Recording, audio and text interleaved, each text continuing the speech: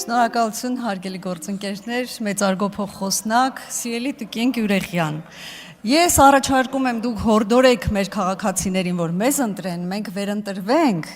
եւ այդ դեպքում տեսնեք, որ մինչեւ հունիսի 7-ի համար չէր նախատեսված եւ հուսով եմ, որ հատկապես ձեր խոսքից հետո նույնիսկ նրանք, ովքեր տարակուսում էին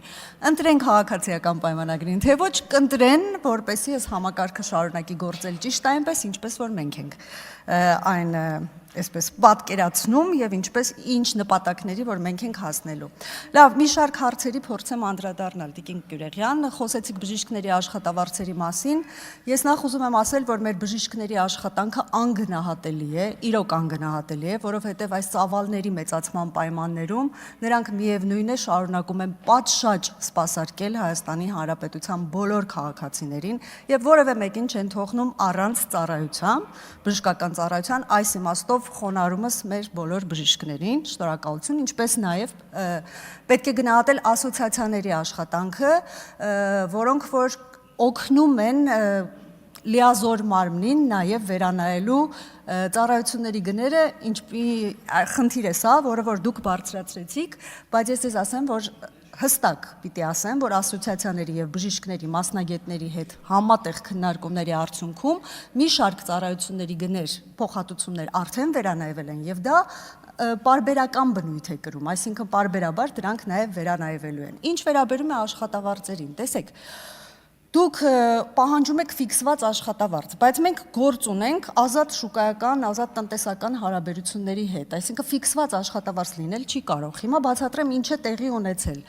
Առողջապահության նախարարությունը սահմանել է նվազագույն շեմ, աշխատավարձի նվազագույն շեմ։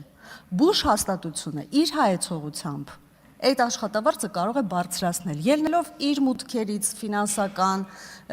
իր ընդհանուր առմամբ ֆինանսական վիճակից եւ իր ցանկությունից, եւ սա արդեն մրցակցության տիրույթում է, բուժ հաստատությունների տիրույթում է, մրցակցության դաշտում է եւ հենց այս հնարավորությունն է տրված, որպեսզի բուժ հաստատությունները կարողանան իրար հետ մրցակցել եւ ուզում եմ երաշխավորել, որ պետական բուժ հաստատությունները բավականին այդ սահմանված նվազագույն շեմից բավականին բարձր աշխատավարձ են տալիս բժիշկներին։ Եվ նաև իհարկե ասոցիացիաների ներգրավման հարցում էլի ազգային ժողովի առողջապահության հարցերի մշտական հանձնաժողովի դերը էլի շատ մեծ է, որովհետև եթե հիշում եք ասոցիացիաների մասին օրենքը եւս հեղինակել ենք մենք եւ այն հրաշալի գործում է։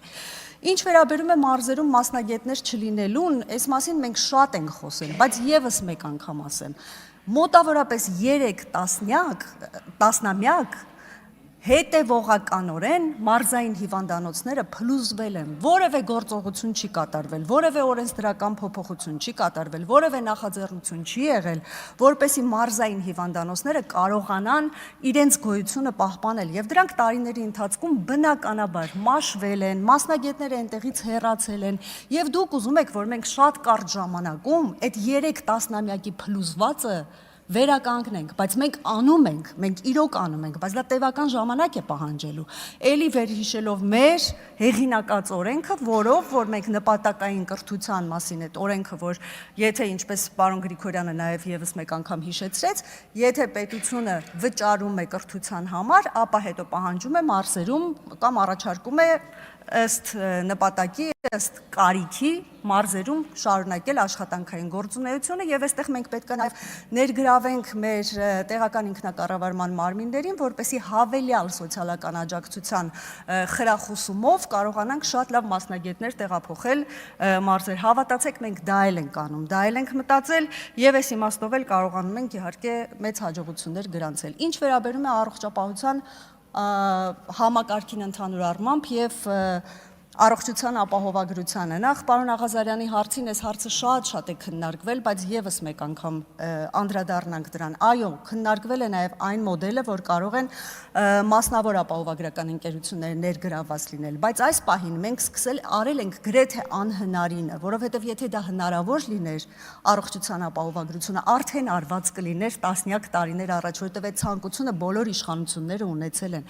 Մենք արել ենք անհնարինը, բայց սա շատ պատասխանատու բարեփոխում է եւ այս փուլում պետությունը որոշել է, որ ինքը ամբողջությամբ իր վրա պիտի վերցնի պատասխանատվությունը կրի այդ պատասխանատվությունը եւ պատշաճ ծառայություններ մատուցի Հայաստանի Հանրապետության բոլոր ծառայությունների կարիք ունեցող քաղաքացիներին։ Ժամանակի ընթացքում, եթե մենք տեսնենք, որ արդեն համակարգը գործում է շատ լավ, չնայած դուք գուժում եք, որ այն շուտով փլուզվելու է, բայց ես երաշխավորում եմ, որ նման բան տեղի չի կարող ունենալ, դրա մասին վկայում էին նաև մեր քաղաքացիների են գոհունակությունները, որոնք որ մենք լսում էինք այս ընթացքում մեր ներկուսակցական քարոզարշավի կամ մարզերում պտտվելու ժամանակ, եւ բոլորը առաջին հերթին շնորհակալ էին այն հնարավորության համար, որ պետությունը տվել է իրենց եւ նրանք իրենց տարիներով չլուծված առողջական խնդիրները կարողանում էին շատ արագ, հեշտ եւ պետության հաշվին լուծել։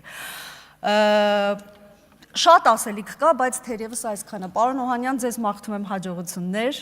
եւ ես վստահ եմ, որ մի շարք չլուծված հարցեր մենք բոլորս միասին, ինչպես նաեւ ընդդիմության օգնությամբ, մեր քաղաքացիների ահազանգերի օգնությամբ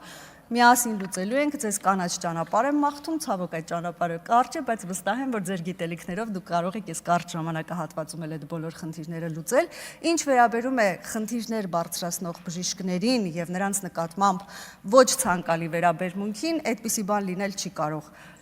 Ազգային ժողովը, չեմ ասում միայն առողջապահության հանձնաժողովը, ամբողջ ազգային ժողովը հատկապես կանգնած է բոլոր բժիշկների թիկունքին եւ մենք բոլորս պատրաստ ենք լուծվող, ոչ թե վիրավորանքի տեսքով հարցերը, ինչպես նաեւ նորմալ քննադատություններին ընթացք տալ եւ վերանայել եւ շնորհակալություն բոլորին, ովքեր որ ներգրաված են այս ամենակարևոր բարեփոխումը մեր կյանքում իրականություն դարձնելու համար։ Շնորհակալություն։